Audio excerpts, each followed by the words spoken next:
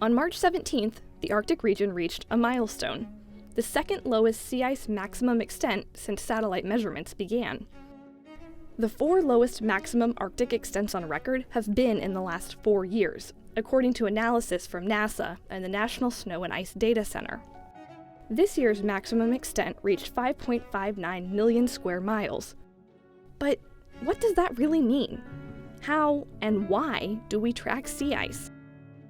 We've got a good record of extents since the late 1970s. So by now, the record of the Arctic ice is clearly one of a decreasing ice cover. To answer some of my questions, I talked with Dr. Claire Parkinson, who has been studying sea ice from space for the past 4 decades.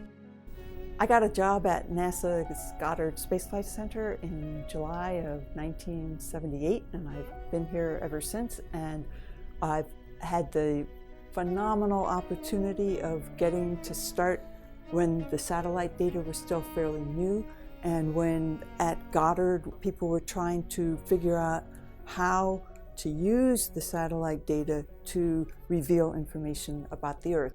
After several years, when we started getting a longer record, then our attention got changed into, well, what kinds of trends are we seeing in sea ice?